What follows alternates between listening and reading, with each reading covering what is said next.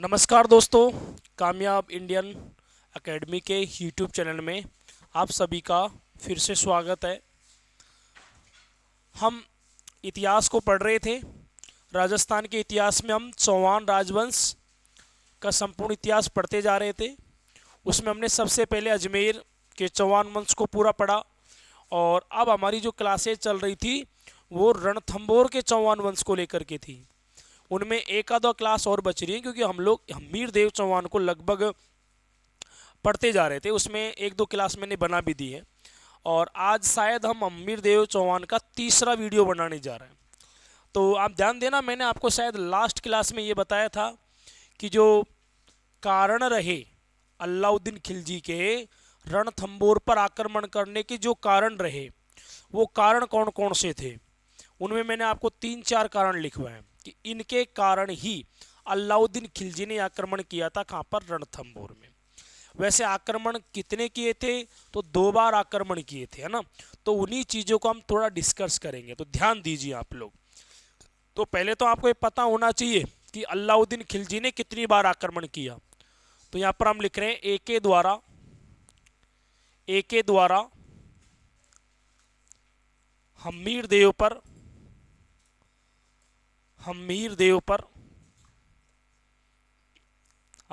पर 2 आक्रमण किए गए।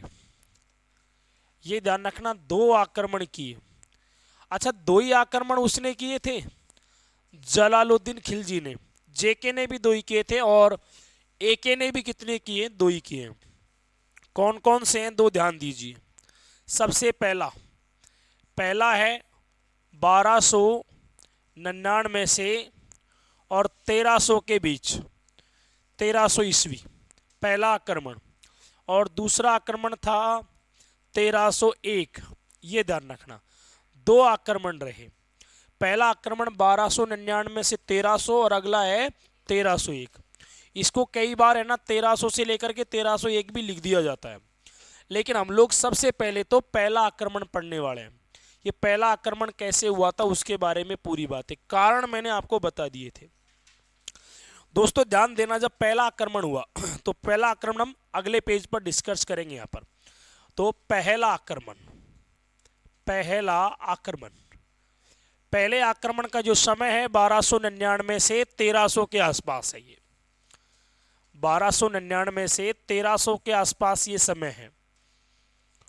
आक्रमण कैसे हुआ तो ध्यान देना, अलाउद्दीन खिलजी ने अपने सेनापति भेज दिए। कौन कौन से सेनापति भेजे तो ध्यान देंगे हम लोग। सबसे पहले तो ए के द्वारा सेनापति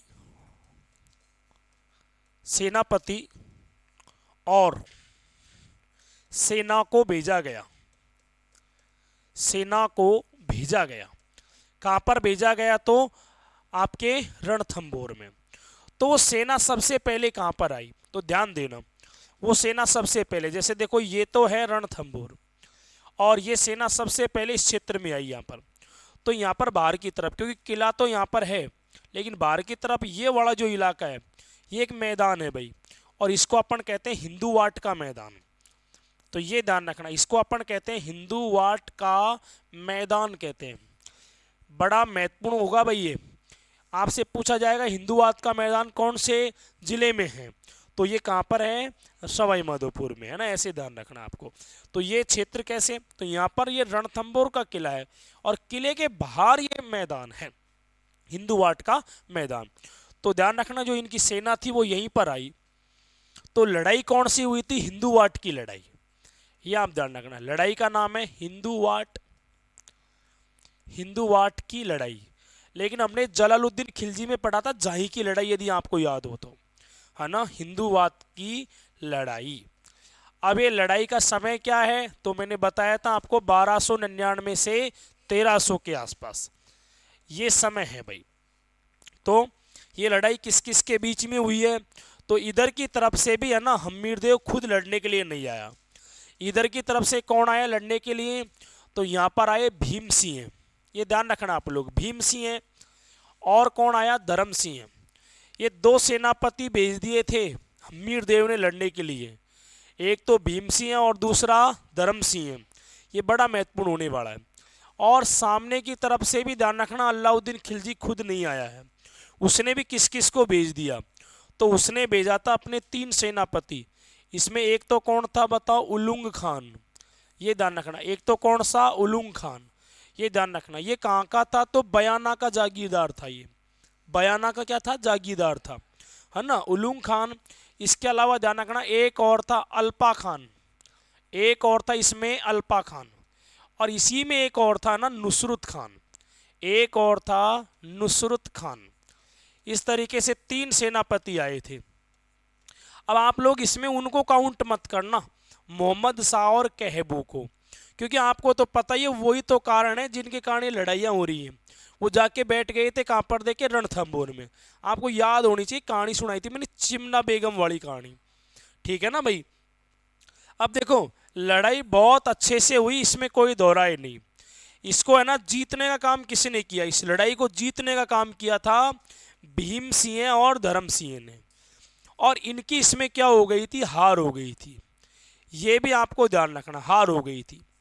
लेकिन दिक्कत क्या हुई, तो दिक्कत ध्यान रखना इस तरीके से हो गई, जो नुसरत खान था ना, वो पहले तो क्या कर रहा था कि रणथंभौर दुर्ग को ध्यान रखना खोद रहा था, उसकी दीवार को तोड़ना चाह रहा था। कौन, देखे, नुसरत खान। तो सुनो, दुर्ग के अंदर से, यानी कि दुर्ग के अंदर से पत्थर चलाए गए, तो पत्थर चलाया तो ये तोड़ रहा था किसको, देखे, दीवार को। कौन, नुसरत खान। तो पत्थर के लगने से इस नुसरत खान की क्या हो गई, देखे, मृत्यु हो गई। आपसे पूछे ना कि अलाउद्दीन खिलजी का कौन सा सेनापति मारा गया था, तो कौन सा मारा गया था, नुसरत खान। इन चीज़ों को हम थोड़ा सा यहाँ पर लिखेंगे। सबसे पहले तो ये कि भीम सिंह और धर्म सिंह जीत जाते हैं, परंतु फिर क्या हुआ, देखो आगे, परंतु भीम सिंह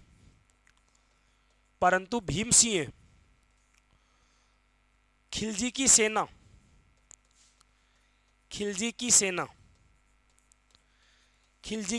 का पीछा करता है, खिलजी की सेना का पीछा करता है। एक बात ध्यान देना, भले ही जीत गए हो लेकिन भीम सिंह अभी भी पीछा कर रहा है किसका, देखे, ये सेना का, और ये आगे आगे भाग रही है। जब इन्होंने देखा कि यार हमारे पीछे कोई है और थोड़ी सी सेना लेकर के हमारे पीछे पीछे और हम भागते ही जा रहे हैं, मतलब हम पागल हैं, तो इन्होंने पीछे मुड़ करके वापस है ना देखा कि यहाँ तो केवल एक ही आदमी आया है, केवल कौन, देखे, भीम सिंह है। तो इन्होंने सोचा कि यार मौका आ गया, हम हार तो गए लेकिन थोड़ा सा वापस मुड़ते हैं। जैसे ही मुड़े तो ध्यान रखना किसको घेर लिया चारों ओर से, भीम सिंह को, और भाई भीम सिंह को मार दिया। और धर्म सिंह है ना जीत तो गया ये था, इसने सोचा कि आ जाएगा वो भी, थोड़ी बहुत दूर भगा करके आगे, मैं क्रेडिट ले लेता हूँ राजा के पास जाकर के कि भाई हम जीत गए। तो भाई ये तो है ना इसके पीछे पीछे गया नहीं, ये तो चला गया दरबार में और महाराज से जाकर के कहा कि महाराज अपनी क्या हो गई, देखिए जीत हो गई। लेकिन 5 मिनट के बाद में एक राजदूत आ जाता है और हम्मीर देव को खबर देता है कि महाराज ऐसा है, लड़ते हुए भीम सिंह वीर गति को प्राप्त हो गए। जब ये समाचार सुना तो ध्यान रखना धर्म सिंह भी एक तरीके से हो गया कि पागल है क्या, क्या कह रहा है, अभी तुम छोड़ के आया था, वो तो भाग गए थे, वीर गति कैसी हो गई। इसको भी अचंबा लगा और हम्मीर देव को तो गुस्सा आया फिर किसके ऊपर, देखे, धर्म सिंह के ऊपर, कि यार तू अपने साथी को मुसीबत में छोड़ के यहाँ आ गया केवल क्रेडिट लेने के लिए, मैं तो तेरे को वैसे दे देता इनाम तो, लेकिन तेरे को अपने साथी की रक्षा तो करनी चाहिए थी, साथ तो देना चाहिए था। आज भी होता है बीएसएफ में, यदि कोई ऐसे गड़े ना गड़बड़ तो उसको मतलब बाहर निकाल देते, ऐसे नहीं करते।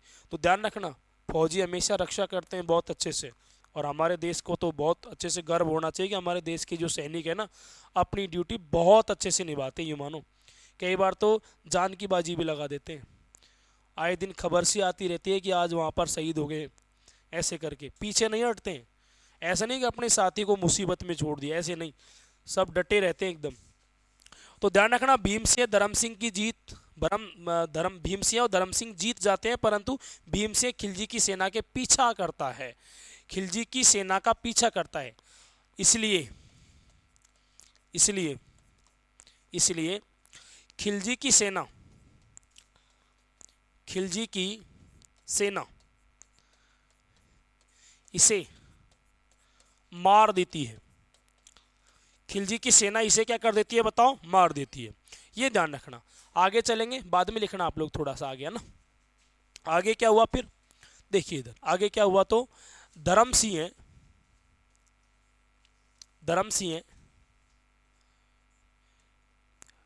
जीत के बाद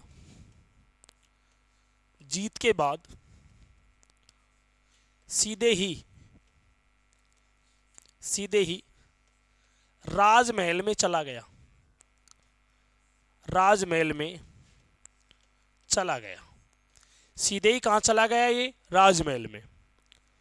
लेकिन पीछे से समाचार किसका आ गया? देखिए भीम सिंह का। तो इस बात को यहां लिखेंगे। लेकिन बाद में भीम सिंह की वीर गति का समाचार मिला। वीर गति का समाचार मिला। किसको मिला? राजा को भी मिला और इसको तो मिल ही गया। अब राजा ने दोषी किसको माना? धर्म सिंह को। ये थोड़ा सा महत्वपूर्ण बात है, तो हम इसी बात को यहीं लिखेंगे। हम्मीर देव ने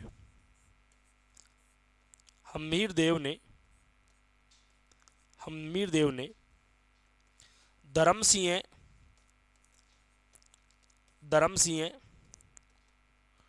को इसका दोषी माना।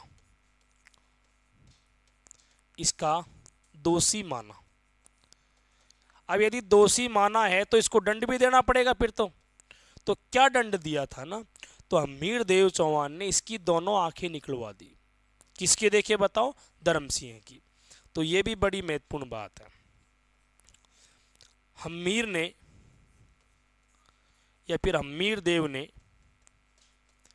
धर्म सिंह की दोनों आंखें फुड़वा दी। दोनों आंखें फुड़वा दी। ये ध्यान रखना भाई, धर्म सिंह की दोनों आंखों क्या करवा दिया? फुड़वा दिया। फिर सुनो, नया सेनापति किसको बनाया? तो ध्यान रखना आप लोग, नया सेनापति बनाया था भोज को। नया सेनापति किसको बना दिया बताओ? देखिए भोज, क्योंकि एक कमी भी तो हो गई ना एक की, तो एक नया सेनापति और बना दिया। नए सेनापति का नाम क्या था? देखिए भोज था। तो हमने दो तो ये पढ़ लिए। देखो वैसे तो मैंने आपको शुरुआत में लिखवा दिए हम्मीर देव के सेनापति, बाद भाई हम एक एक को पढ़ ही रहे, वो तो कोई दिक्कत नहीं है। क्योंकि धर्म सिंह, भीम सिंह, और अब कौन आ गया? देखिए भोज। ये भोज भाई था किसका? देखिए धर्म सिंह का। हालांकि दुख तो इसको भी है इस चीज़ का ना। अब आप लोग एक काम करो, जहाँ से अपन ने छोड़ा है वहीं से एक बार इसको लिखो, फिर आगे चलते हैं ना। यहाँ से लिखना शुरू करो। एक तो दो आक्रमण और कुछ नहीं करना, और फिर इसके बाद में आपको ये बढ़ाना है, ये बढ़ाना। यहाँ से बनाओ एक बार।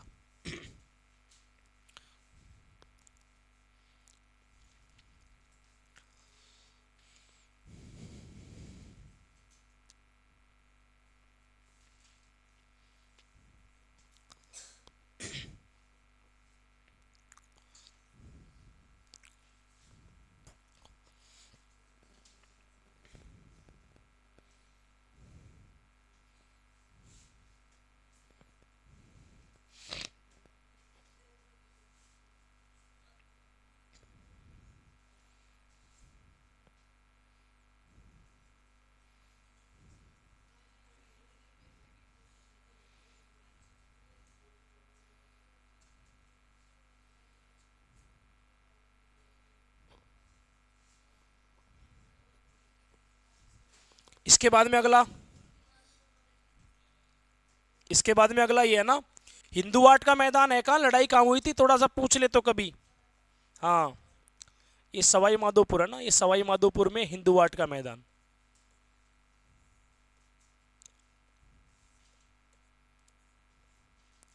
सवाई माधोपुर। ये हालात कब बनी, जब इनकी जीत हो गई उसके बावजूद भी।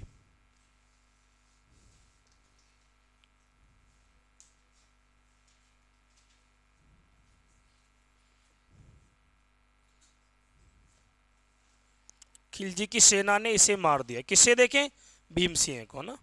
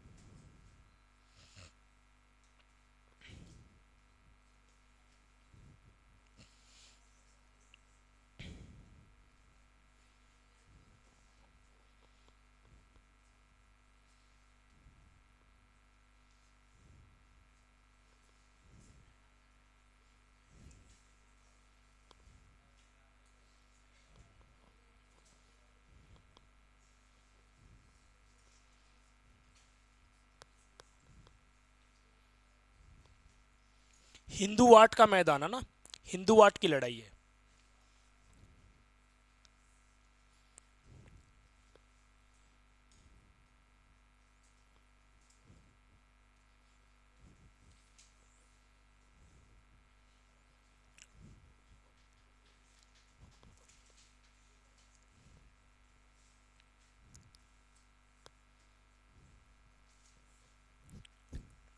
स्लाइड बदल दे क्या?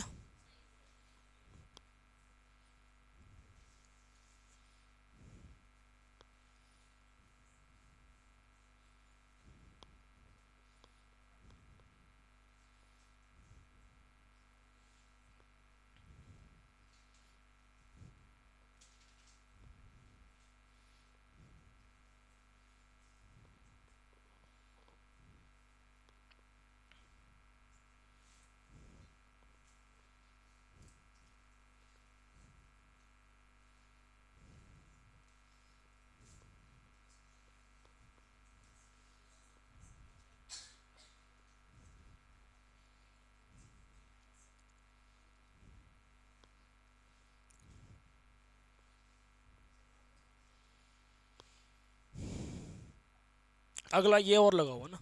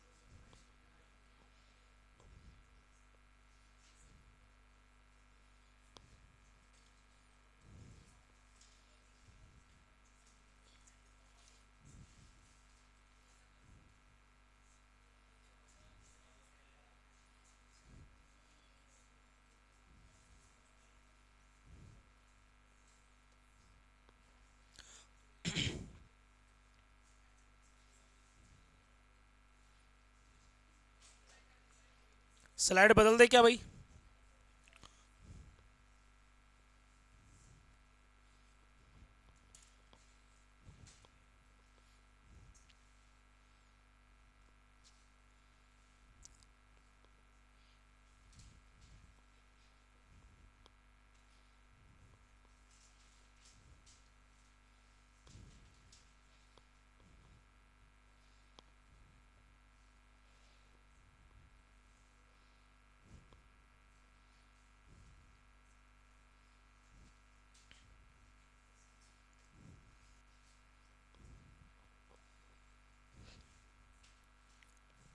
नया सेनापति इसमें कौन बनाया गया है, भोज, और धर्म सिंह की दोनों आंखें फुड़वा दी। केवल देखो ये दंड ऐसे दिया है कि आंखें फुड़वाई हैं, इनको मृत्यु दंड नहीं दिया है। इसका मतलब आगे भी अब कुछ घटनाक्रम और घटित होगा, उसमें हम काउंट करेंगे, है ना। तो आगे क्या हुआ, अब इसके बाद में इनका कुछ प्रशासन बदल गया है ना। तो हमीर देव का जो नया प्रशासन है उसके बारे में देखो आप। हमीर देव अम्मीर देव का नया प्रशासन अब नए प्रशासन के तौर पर कौन कौन से अधिकारी आएंगे और कौन कौन से अधिकारियों की छुट्टी होगी। इसमें देखो सबसे पहले तो एक अधिकारी आएगा इसमें रतिपाल। सबसे पहले अधिकारी का नाम है रतिपाल। अब रतिपाल जो है ये आप ध्यान रखना, इसको बना दिया दंड नायक, इसको बना दिया गया दंड नायक। ये ध्यान रखना आप लोग, कौन होता है दंड नायक? जो दंड दे सकता हो, एक तरीके से न्याय का काम करने वाला, ठीक है ना। लेकिन क्या ये इस पद के लायक था क्या? तो नहीं। ये सेनापति बहुत अच्छा था लेकिन एक अच्छा दंडनायक नहीं था, तो अयोग्य व्यक्ति की इस पर नियुक्ति हो गई है। एक कोई व्यक्ति जो टीचर है ही नहीं और उसको टीचिंग के लिए भेज दिया जाए तो क्या वो अपना कार्य अच्छे से कर पाएगा क्या? नहीं, उसको पता ही नहीं क्या करना होता है। तो ध्यान रखना ये इस पद के लिए अयोग्य है। तो आगे हम लिख सकते हैं इस पद के लिए योग्य नहीं था। इस पद के लिए योग्य नहीं था। क्या एक कलेक्टर भी टीचर हो सकता है क्या? तो हाँ, हो तो सकता है, लेकिन प्रत्येक कलेक्टर टीचर नहीं हो सकता। हो सकता है उन्होंने बहुत बड़ी परीक्षा पास कर ली हो और वो कलेक्टर बन गए हो, लेकिन अध्यापन का काम तो अध्यापक ही करवाएगा ना, उसके क्षेत्र विशेष का मामला है ये। एक वो व्यक्ति जिसको खूब ज्ञान है, लेकिन क्या वो पढ़ा पाएगा क्या? नहीं, पढ़ाने का भी एक कौशल होता है भाई, पूर्णता होनी चाहिए तब जाके पढ़ा पाओगे। नहीं, ज्ञान खूब है, पढ़ाने का अनुभव नहीं है, तो आपने देखा होगा जो नए नए टीचर बनते हैं वहां से लिखना शुरू करते हैं, वहां पहुंच जाते हैं। ठीक है, झिझक होती है, घबराहट होती है, कहीं खड़े नहीं हो सकते, ज्ञान खूब है, सभा में भाषण नहीं दे सकते, है ना। तो ये ध्यान रखना, ये इस पद के लिए योग्य नहीं है। कुल मिला के बात ये है, सेनापति अच्छा है, दंड नायक के पद के लिए योग्य नहीं है। आगे ध्यान दो, इसके बाद में और एक और व्यक्ति, इसका नाम था सुरजन शाह है। इसका नाम था सुरजन शाह है। और सुरजन शाह को कौन सी पोस्ट दी गई? तो ध्यान रखना, इसको रसद विभाग का अध्यक्ष बना दिया गया। रसद विभाग का अध्यक्ष क्या होता है? रसद विभाग का अध्यक्ष। तो जो खान पान होते हैं ना, राशन पानी, इसको अपन कहते हैं रसद विभाग। तो रसद विभाग का क्या बना दिया? देखिए इसको अध्यक्ष। लेकिन चलो ये पोस्ट तो फिर भी ठीक थी, लेकिन ये भी जानकारी इतना नहीं था, इस विभाग का इतना अच्छा जानकार नहीं, ये भी सेनापति के तौर पर ठीक था। इसके बाद में आगे चलते हैं, अगला आता है भोज। अभी हमने देखा था भोज को सेनापति भी बनाया था इसने, भोज। और भोज को है ना इसने क्या किया? वित्त मंत्री भी बना दिया भैया, वित्त मंत्री। ये ध्यान रखना, यानी कि रुपये पैसों से संबंधित जो बातें हैं वो कौन देखेगा? देखे भोज। लेकिन ये भी इस पद के लिए योग्य नहीं है, और योग्य हो तब भी ध्यान रखना ये तो बदले की आग में जल रहा है, क्योंकि इसके भाई की आंखें निकलवा दी है किसने? देखे हम्मीर देव ने। तो उसने और इसने गुप्त रूप से निर्णय ले रखा था कि हमको भी ध्यान रखना हम्मीर देव का साथ नहीं देना है, इसको भी कैसे न कैसे हमको रणथंभौर की गद्दी से हटाना है। तो वैसे तो ये राजा के सामने तो अच्छे काम करते दिखेंगे, लेकिन पीठ पीछे कहीं ना कहीं गलत करेंगे ये। तो ध्यान रखना, इस भोज ने क्या किया? ऐसे अनावश्यक टैक्स लगा दिए जनता पर, रणथंभौर की जनता पर। तो जनता है ना हम्मीर देव की क्या हो गई? देखिए विरोधी हो गई। अब देखो, जनता इनको नहीं जानती है भोज को, जनता जानती है किसको? हम्मीर देव को, क्योंकि उनका लीडर ये नहीं है। उनका लीडर कौन है? हम्मीर देव। तो ये ध्यान रखना आप लोग, इसने क्या किया कि अर्थव्यवस्था को खराब कर दिया, रणथंभौर की अर्थव्यवस्था बिगड़ गई। उसका उत्तराधिकारी कौन था? ये केवल यही था भाई, कौन? देखे भोज। भोज के कारण ऐसा हुआ। तो ध्यान रखना, इसने अनावश्यक धन खर्च किया, अनावश्यक धन खर्च किया, जिससे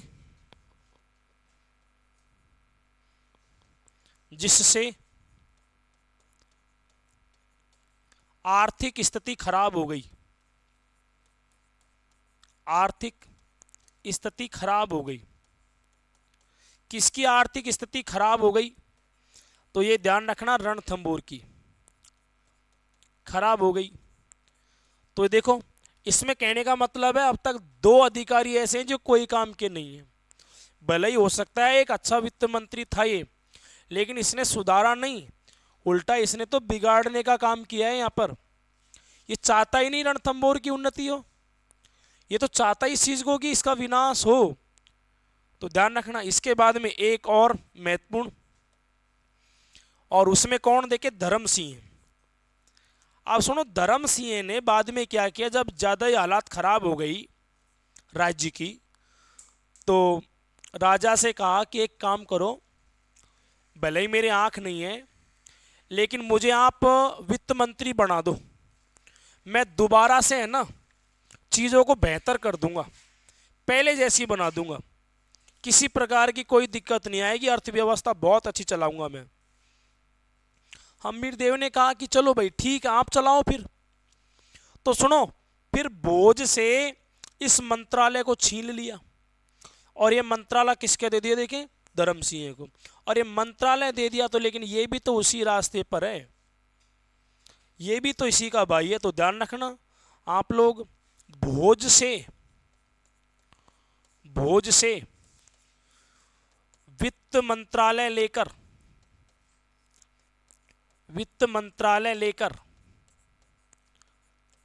धर्म सिंह को दिया,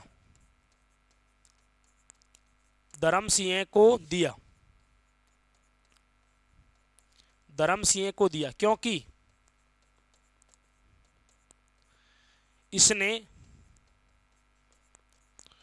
सुधार का वादा किया था, सुधार का वादा किया कि मैं बहुत अच्छी बना दूंगा, वादा किया अर्थव्यवस्था को बहुत अच्छी बना दूंगा, मुझे एक बार आप वित्त मंत्री बनाओ तो सही। तो ये देखो आप लोग, रतिपाल कोई दिक्कत नहीं है, दंडनायक बनाए। अभी आपसे पूछा जाएगा कि बताओ हम्मीरदेव चौहान के समय दंडनायक के पद पर कौन था? तो रतिपाल। ऐसे ही रसद विभाग का अध्यक्ष कौन था? सुरजन साहब। और वित्त मंत्रालय तो 2 व्यक्तियों के पास रहा था, पहले धर्म सिंह के पास था, फिर सुनो इसके पास में आ गया, भोज के पास, और वापस किसके पास चला गया? धर्म सिंह के पास। लेकिन भीम सिंह क्या था? तो भीम सिंह तो सेनापति था, उसकी तो मृत्यु हो गई ना पीछा करते हुए। तो ये ध्यान रखना आप लोग। तो इसको बनाओ, फिर आगे चलेंगे।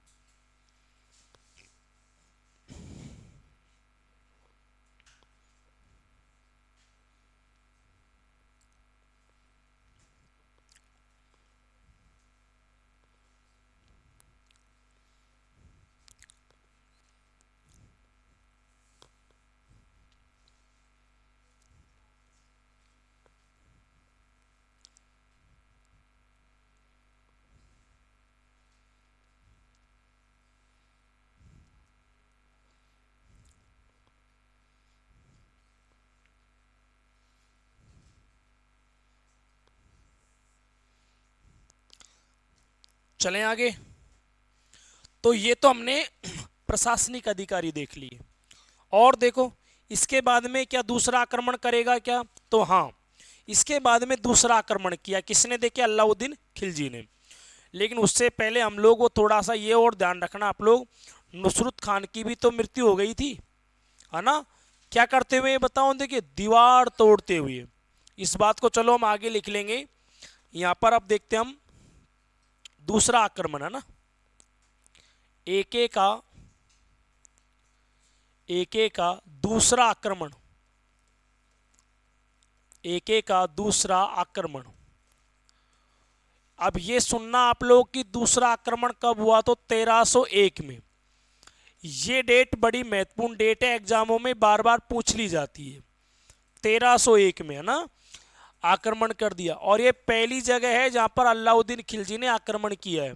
ये भी बड़ा मोस्ट है कि बताओ अलाउद्दीन खिलजी ने सबसे पहले राजस्थान की कौन सी रियासत पर आक्रमण किया था, तो सबसे पहले रणथंबोर पर ही आक्रमण किया था। इसके बाद में तो और चीजों को अपन खैर पढ़ भी लेंगे। जैसे ही आक्रमण किया तो क्या हुआ, तो ध्यान देना आप लोग, वही हालात बन गई यहां पर भी। कैसे, पहले की तरह ही। पहले की तरह कैसे, तो ध्यान दो आप। जैसे ये तो है रणथंबोर, तो इधर से आ गया कौन, देखिए अलाउद्दीन खिलजी, और यहाँ बाहर आकर के बैठ गया, और इसके दरवाजे खुले ही नहीं, रणथंबोर के दरवाजे खुलेंगे ही नहीं, क्योंकि वो तो सब अंदर हैं।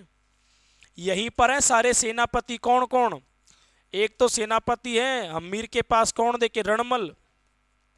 एक और है इसी में कौन, रतिपाल। भीम सिंह तो मर गया है ना। एक और है इसमें कौन, देखे धर्म सिंह। हालांकि धर्म सिंह सेनापति होना नहीं होना बराबर है, वैसे भी आंख नहीं है, लड़ नहीं सकता, और लड़ना भी चाहे तब भी नहीं लड़े, तो ठीक है ना। इसके अलावा और भी तो हैं, एक भी तो है वो मोहम्मद शाह, मोहम्मद शाह। एक और है ना केहबू, केहबू, और भी है क्या, हाँ एक भोज भी तो है, और एक और है ना सुरजन शाह। भले ही ये रसद अधिकारी हो, लेकिन अब आक्रमण हो गया तो इनको लड़ना भी पड़ेगा सबको। ये सारे के सारे हैं, ये सेवा भी कर रहे हैं अच्छे से, यहाँ पर पैरा भी दे रहे हैं, कोई दिक्कत नहीं, को अंदर आ नहीं सकता। और दीवार ही बहुत खतरनाक है, इसको तोड़ ही नहीं सकते। वो इस दीवार को तोड़ते हुए तो मारा गया था कौन, देखे नुसरत खान। फिर अंदर से क्या है, ये पत्थर मारने वाले हथियार भी चला रहे थे, जो ध्यान रखना आपको मैं आगे लिखवा दूंगा। उनमें कौन कौन से हथियार हुआ करते थे। एक का नाम था भैरवी, एक का नाम था मरकटी, मरकटी, एक और था इसमें रथमूलक, एक और था इसमें शिलाकंटक, शिलाकंटक। तो ध्यान रखना, ये अंदर से क्या करते थे, फेंकते थे इनको, ये हथियार हुआ करते थे इनके। और नीचे आगे की जो सेना है वो नीचे खड़ी हुई है, और किला तो अधर बना हुआ है ऊपर। अब नीचे का व्यक्ति चढ़ेगा तो ऊपर से पत्थर लुढ़का करते थे, उससे भी इनकी मृत्यु हो जाया करती थी। और इसी तरीके से नुसरत की मृत्यु हुई। आगे क्या हुआ, इतने सारे सेनापति हैं, लेकिन मित्रों फिर क्या होता है, ये यहाँ पर कुछ दिन तो रुकता है अलाउद्दीन खिलजी, क्योंकि स्वयं आ गया है ना इधर से। तो ये किस किस को लेके आया ये भी जरूरी है भाई। एक तो ये किसको लाया, उलूग खान को, एक किसको लाया, अल्पा खान को, ये ध्यान रखना आप लोग, इनको लेके आया। दोस्तों फिर क्या हुआ, इसने कूटनीति का सहारा लिया। कर एक काम करता हूं यार, ऐसे तो पार नहीं पड़े, बैठे कहां तक रहेंगे ऐसे तो इसने है ना एक तो भड़काया किसको, देके सुरजन को, एक भड़काया किसको, रणमल को, और एक रतिपाल को। कर एक काम करो यार, तुम हमारा साथ दो, तुमको हम क्या करेंगे, बहुत सारा तो धन देंगे, और तुमको रणथंबोर का दुर्ग वैसे ही दे देंगे, क्योंकि हम तो दिल्ली में रहने वाले हैं। क्या करेंगे इसका, हमको तो बस इसको हराना है, हम्मीर देव को, तुम हमारा क्या दे दो, साथ दे दो। तो ये लालच में आ गए कौन कौन, देखें सुरजन, रणमल और रतिपाल। इन्होंने क्या है, गुप्त रास्ता बता दिया किसका, देखे रणथंबोर का, और उसी रास्ते से प्रवेश कर गए कौन कौन, देखे अलाउद्दीन खिलजी। और फिर आगे जाकर के बहुत अच्छा युद्ध हुआ। तो फिर हम्मीर देव को यहां से निकलना ही पड़ा, और फिर एक भयंकर युद्ध होता है यहाँ पर, है ना। कहां पर हुआ बताओ, देखिए रणथंबोर में। इसको अपन कहते हैं रणथंबोर की लड़ाई। कब हुई थी रणथंबोर की लड़ाई, तो 1301 में। और एक तरफ यहाँ पर अब सामने सामने आ गए कौन, देखें एक तरफ हम्मीर देव और दूसरी तरफ कौन था बताओ, एके। अब धोखा कर दिया ना इन्होंने, तो आखिर हार तो होगी होगी। अब से पहले जलालुद्दीन आया था, तब आमने सामने की लड़ाई खा हुई थी, दरवाजे नहीं खोल पाए थे वो, लेकिन अब तो दरवाजे भी खुल गए, इनको बाहर भी निकलना पड़ा। ये अपने घोड़े पर सवार हुआ, क्या नाम था घोड़े का? बादल। लेकिन आखिर इनकी क्या हो गई, देखे हार हो गई, और सुनो इनकी क्या हो गई, जीत। जब इस बात का पता लगा कि हम्मीर देव की हार हो गई है, हालांकि यहाँ पर एक वृतांत मिलता है कि हम्मीर देव जब हार जाता है तो रण को छोड़ करके और रणथंभौर की ओर भागता है, और रणथंभौर के किले पर सीधा चढ़ा देता है अपने घोड़े को। कहते हैं कि वो निशान आज भी है, और यूँ कहते हैं कि वहाँ पर एक मंदिर है रणथंभौर के दुर्ग में, वहाँ पर अपना शीश काट करके चढ़ा दिया था। ये भी वृतांत मिलता है। जैसा भी रहो, कुल मिलाकर के हम्मीर देव की यहाँ पर क्या हो गई, देखिए वीर गति। अब देखो, अब से आगे आप ध्यान रखना, जब भी कोई राजपूत राजा लड़ते हुए वीर गति को प्राप्त हो जाएगा, उसको अपन कहेंगे केसरिया। उसको अपन क्या कहेंगे, केसरिया। केसरिया करना कहेंगे। और ध्यान रखना, जब वो राजा केसरिया कर लेगा, मतलब लड़ते हुए वीर गति को प्राप्त हो जाएगा, तो पीछे से उनकी जो महिलाएं हैं, रानी, महारानी, दासी, पुत्री आदि, वो क्या करेंगी, या तो आग में कूद जाएंगी या फिर जड़ में कूद जाएंगी। तो यहाँ पर भी तो ऐसा ही हुआ, जब हम्मीर देव की हार हो गई, उन्होंने केसरिया कर लिया, तो दोस्तों इनकी जो पत्नी थी, क्या नाम था इसकी पत्नी का, रंग देवी, और इनकी पुत्री भी तो थी पद्मला और देवल देव। तो ध्यान रखना, वो एक कुंड में कूद जाती हैं, और उस कुंड का नाम था पद्मला। ध्यान रखना, क्या नाम था, पद्मला तालाब। इसमें कूद जाती हैं। अब ये बताया जाता है कि पहले वो जली, आग लगाया पहले तो अपने शरीर पर तेल लगा करके, और फिर किस में गिर गई, देखिए बताओ, ये जल में। तो कुल मिलाकर के जो भी हो, आप तो ये ध्यान रखना कि ये क्या था, जल जोवर था। और जल जोवर का प्रमाण केवल और केवल हमको कहाँ से मिलता है, रणथंभौर से। जोवर का मतलब क्या होता है, जलती हुई चिता में कूद जाना ही क्या कहलाता है, बताओ, जोवर कहलाता है। और यहाँ पर क्या हो गया, बताओ, केसरिया। और जब जब केसरिया और जोवर एक एक साथ में होंगे, तो ये जो दोनों प्रक्रिया एक साथ में होती है ना, ये प्रक्रिया क्या कहलाती है, बताओ, साका। क्या कहलाती है, बताओ, साका। तो एक ध्यान रखना एक बात यहीं पर, राजस्थान का सबसे पहला साका कहाँ पर हुआ था, कहाँ पर हुआ था, रणथंभौर में। किसने किया था ये साका, तो हम्मीर देव ने केसरिया, और ध्यान रखना उनकी पत्नी और पुत्री रंग देवी और देवल देवी, इन्होंने क्या किया था, जोहर। जोहर भी कैसा, जल जोहर। कौन से तालाब में किया था, पद्मला में। तो जोहर भी हो गया और केसरिया भी हो गया। अगर दोनों एक साथ में होंगे तो क्या कहलाएगा, साका कहलाएगा। अब इस चीज को हम आगे थोड़ा सा लिख लेते हैं ना।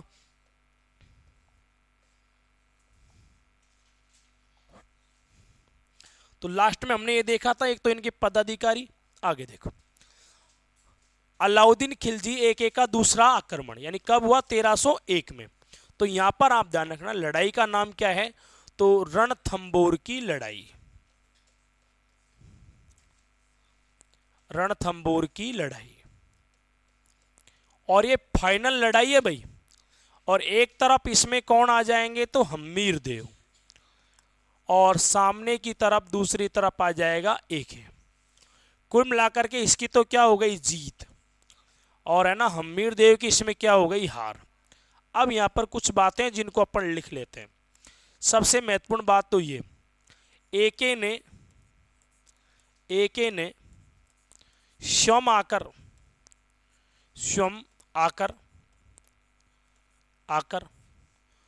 मोर्चे को संभाला। यानी कि ये सेनापतियों के भरोसे नहीं रहा,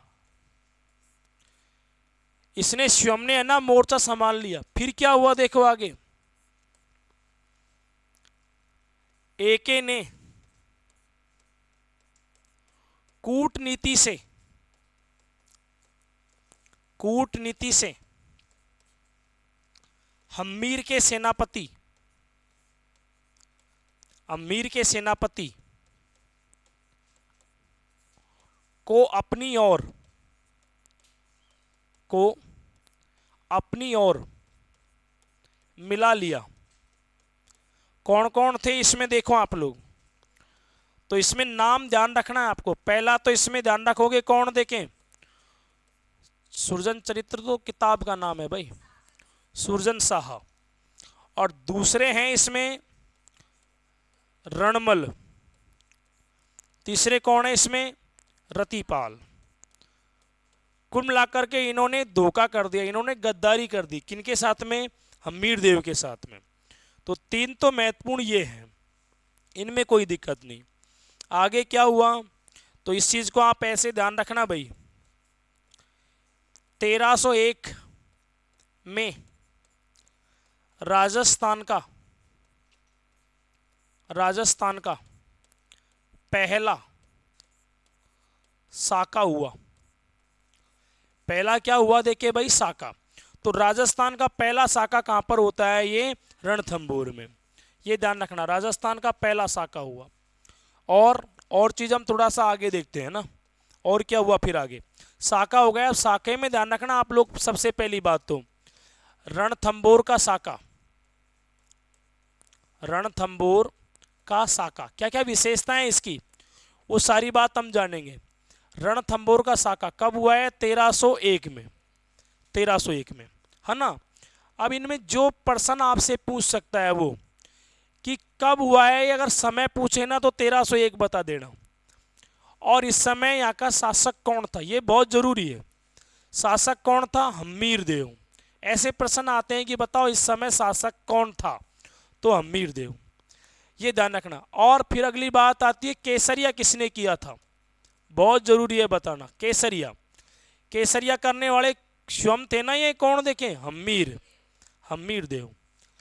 इसके अलावा सुनो, जोहर किसने किया था, हाँ, जोहर में दो बात लिखना है। एक तो आएंगी रंग देवी, एक तो कौन से आ जाएंगी, रंग देवी। और रंग देवी तो आपके पत्नियां हैं, और इनकी पुत्री का नाम, ये तो पहली है, और इनकी पुत्री का नाम क्या था बताओ, देवल दे, देवल दे, ये पुत्री है। इसने क्या कर दिया देखिए, जोहर कर लिया। तो ये ध्यान रखना आप लोग। अच्छा, कहां पर किया, किस स्थान पर किया, ये भी जरूरी है ना, स्थान। तो पद्मला तालाब, पद्मला तालाब कहां पर है, पद्मला तालाब, हाँ, रणथंभौर में है। रणथंभौर, रणथंभौर सवाई माधोपुर में ये है, सवाई माधोपुर में। कोई विशेषता है क्या, तो हाँ विशेषता है। क्या है ये, तो राजस्थान का एकमात्र जल जोवर, राजस्थान का एकमात्र जल जोवर। अगर आपसे पूछे राजस्थान का एकमात्र जल जोवर कौन सा है, तो वो यही है। एक और ध्यान रखना, राजस्थान का पहला साका, राजस्थान का पहला साका, राजस्थान का पहला साका भी यही है। अच्छा जी, अब इनके बाद में ये शब्द और आगे, साका, जोवर, केसरिया, ये सब क्या होते हैं, तो आप ध्यान रखना। इनके बारे में थोड़ा सा अपन शब्दावलियों को लिख लेते हैं। शब्दावली, शब्दावली देखो आप लोग। सबसे पहला शब्द तो यहाँ पर क्या है देखें, तो साका। क्या होता है साका, तो इसके बारे में समझ लो इधर। अगर, है ना, एक ही समय में, एक ही समय में केसरिया, केसरिया और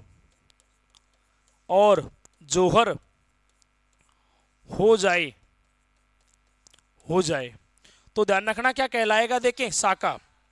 फिर दूसरी बात और आती है यहां पर, अर्ध साका, अर्ध साका। अर्ध साका में सुनो आप लोग, इनमें से कोई एक होता है, या तो केसरिया या जोवर, या तो केसरिया या फिर क्या हो देखे जोवर। लेकिन इसमें ज्यादा प्राथमिकता किसको दी जाएगी, जोवर को। फिर एक शब्द और आता है इसी में, क्या देखे, केसरिया। केसरिया शब्द क्या है, तो केसरिया का मतलब है लड़ते हुए वीर गति को प्राप्त होना, लड़ते हुए वीर गति को प्राप्त होना, वीर गति को प्राप्त होना। ये शब्दावलियाँ हैं, कभी कभी सीधा भी पूछ लेता है।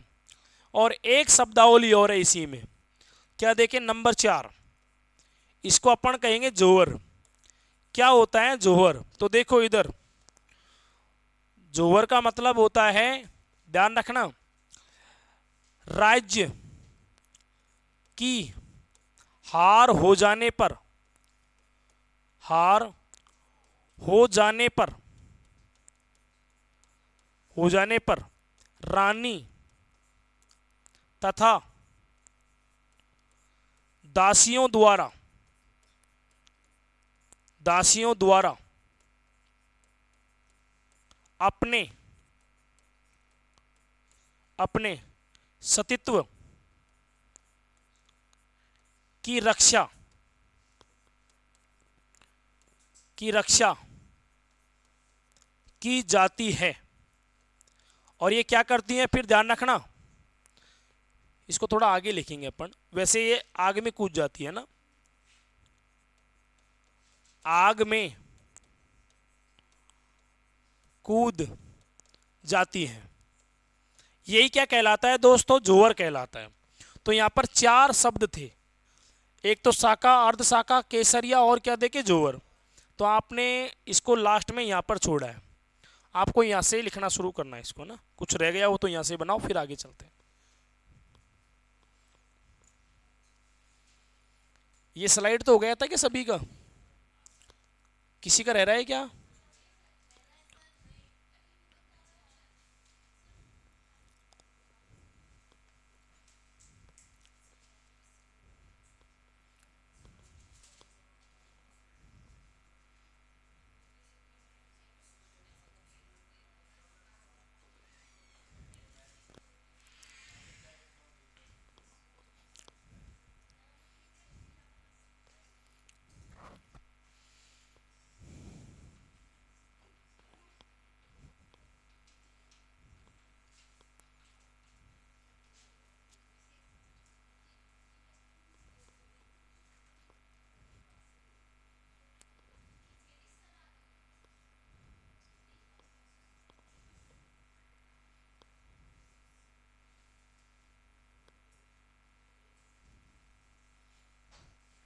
ये स्लाइड हो गई, तो अगली स्लाइड इसको बना दो, है ना।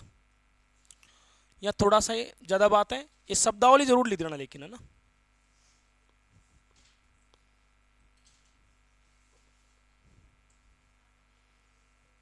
आग में ही कूदती थी, लेकिन यहां थोड़ा सा अलग हुआ है, यहां पर किस में कूद गई है, जल में कूद गई है। तभी तो मैंने लिखा है राजस्थान का एकमात्र जल जोहर है, और कहीं ऐसा उदाहरण देखने को नहीं मिलेगा आपको। वैसे सबसे ज्यादा साके हुए हैं चित्तौड़गढ़ में, 3 साके हुए हैं। 3 साकों का मतलब है 3 राजा और 3 रानियां अपने समय के।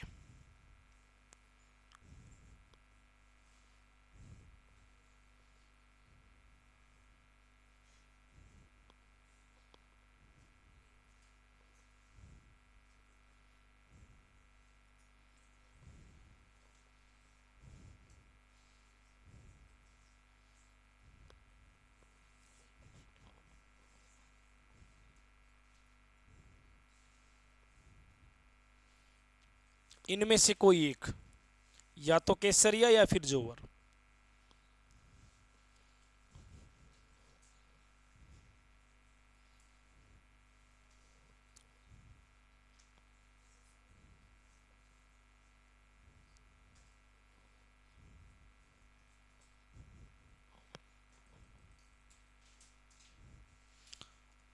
अगले वीडियो में 10 मिनट की क्लास बचेगी इसकी, जिसको अपन करेंगे, फिर एक और नया वंश शुरू करेंगे, जालोर के चौहान वंश।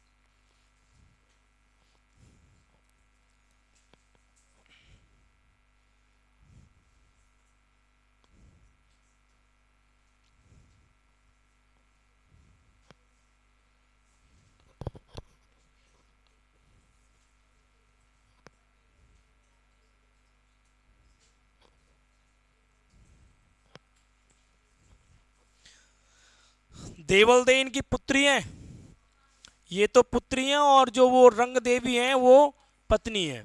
कभी कभी ऐसे प्रश्न भी आते हैं भाई। और यहीं पर ऐसा हुआ है कि पुत्री ने जोहर कर लिया, नहीं और कहीं आपको पुत्री के द्वारा जोहर करता हुआ दिखाया नहीं जाएगा, केवल यहीं पर दिखाया गया है।